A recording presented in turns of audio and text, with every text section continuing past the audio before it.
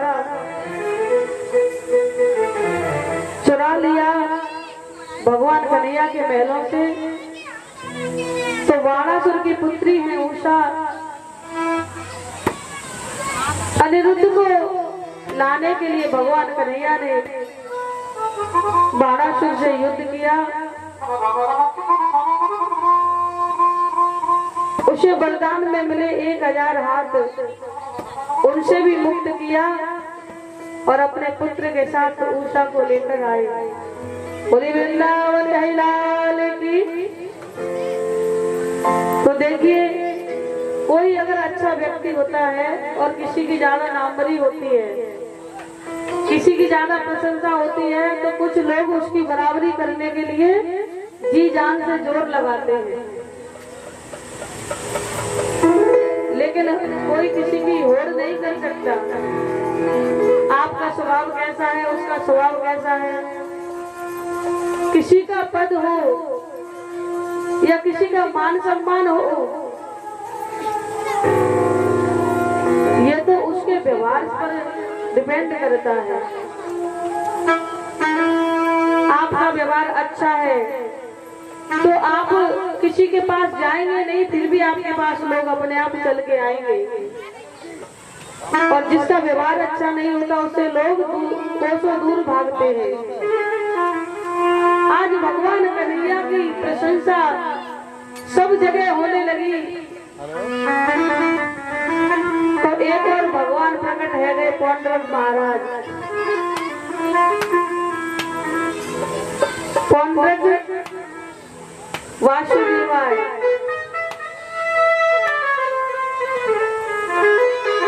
उसने नकली हाथ लगा लिए, नकली चक्र धारण कर लिया और भगवान की तरह ही सबको दर्शन देता फिरता है। लेकिन ये सत्य है, जो नेचुरल है, जो रियलिटी है, वो बनावटी फल में नहीं आती है।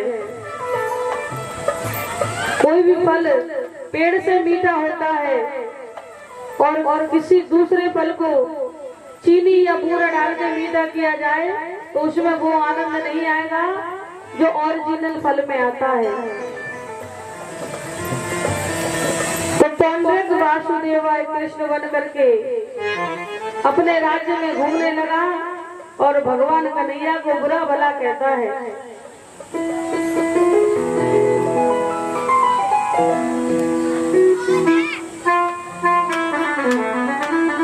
भगवान कन्हैया ने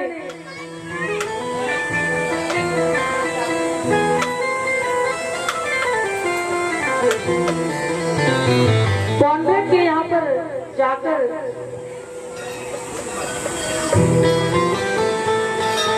जब पांडुरंग ने भगवान को पत्र भेजा कि तुम्हारे अंदर हिम्मत है तो मेरा सामना करके दिखाओ, तो भगवान कन्हैया ने पांडुरंग का उद्धार किया। बोलिए श्री कृष्ण कन्हैया लाल की। आज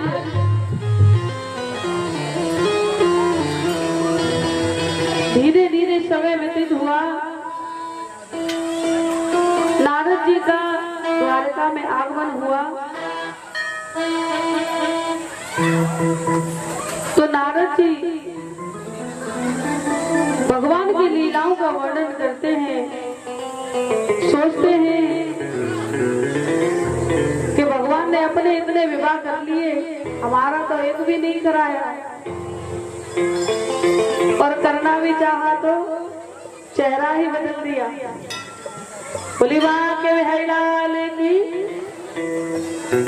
ऐसा करता हूँ, देखूं तो सही महलों में भगवान के जा करके कितनी शांति है। आज के समय में किसी की एक से दूसरी पत्नी हो तो बताओ शांति रह सकती है?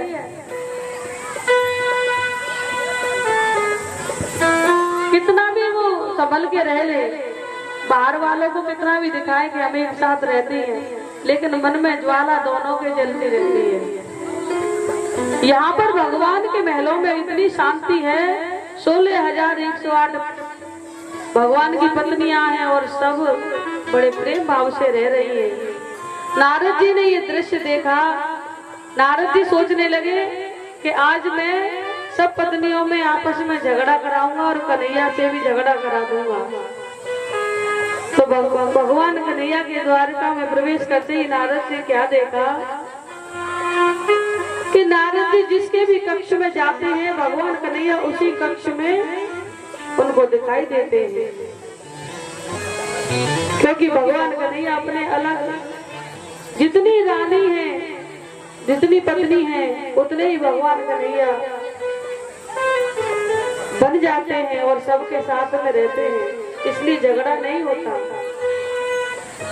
नारद जी प्रसन्न हुए भगवान की लीलाओं से और कहने लगे, प्रभु आप तो कण-कण के वासी हो, मैं भी कहाँ भूल गया था। नारद जी को ज्ञान हुआ। नारद जी का बहुत सम्मान किया भगवान कन्हैया ने। तो देखिए हमारे यहाँ पर कोई भी अतिथि आए उसका सम्मान और सत्कार बड़े भाव से करना चाहिए, क्योंकि अतिथि देवो भव, अतिथि भगवान के समान होते हैं। लेकिन एक मैया अपने मेहमान है बिल्कुल ना चाहे। एक दिन क्या भयो, मेहमान ने सोची कि चलो ससुराल चले और सासू माँ के हाल देखे जाकर के कैसी है।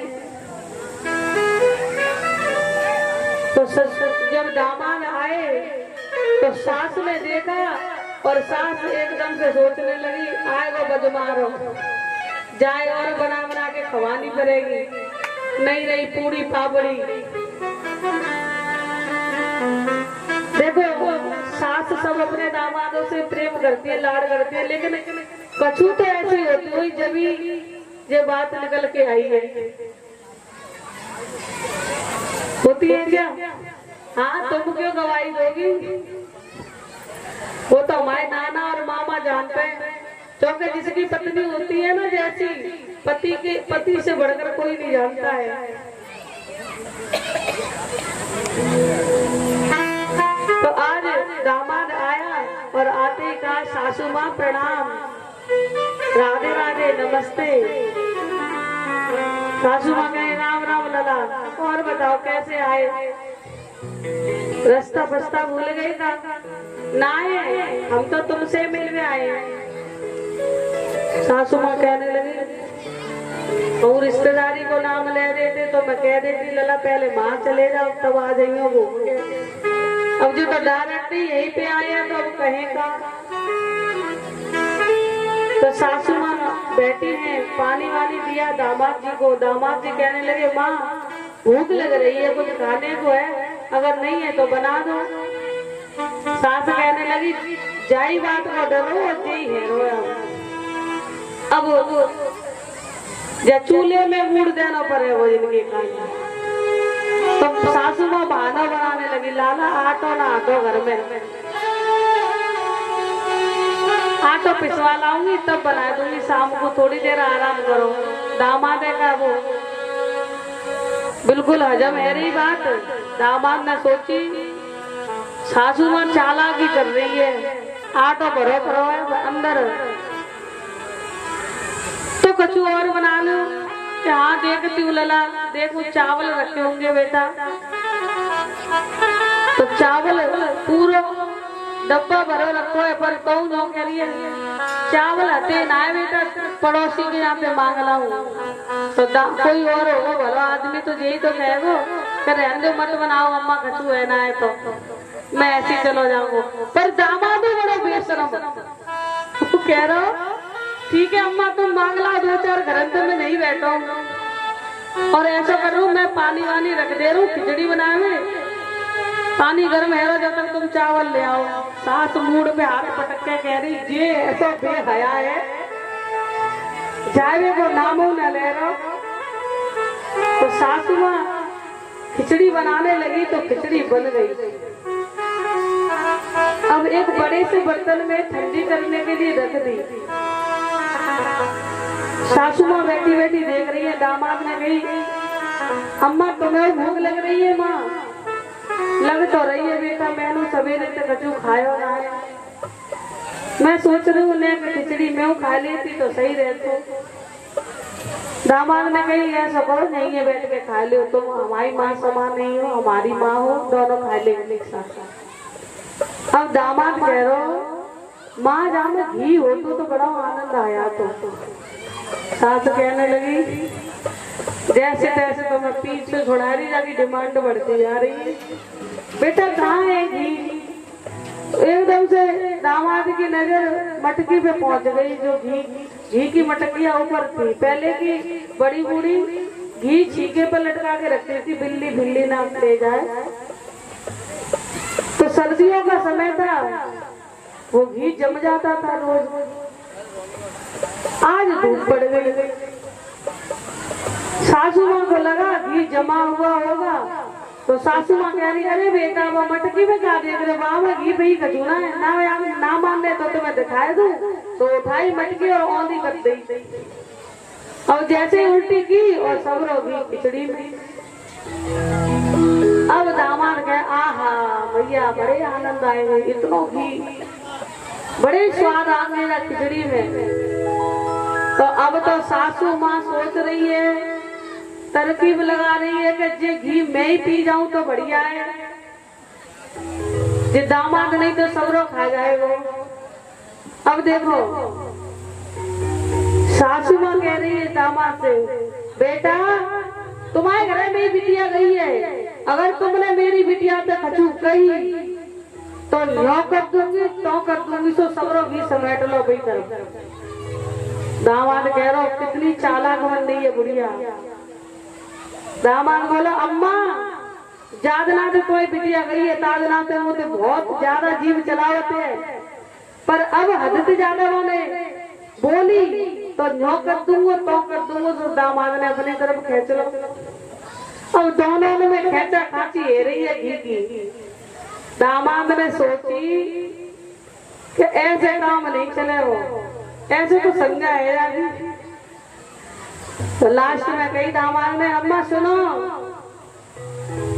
वो मुँह पे कचू कह ले वो कोई फर्क ना पड़ता, पर मेरी अम्मा पे कचू कह दी ना माने तो न्यो कर दूंगा तो कर दूंगा, उठाए के पी जाऊंगा। तो एक ही बार में दामाद सबरो घी खिचड़ी के साथ पी गो। बोली वृंदावन है लाल की। तुम अतिथियों के साथ चालाकी मत किया करो, सब अतिथि एक जैसे नहीं। जय जय श्री राधे, जय जय श्री कृष्ण। एक सुंदर भजन हमारे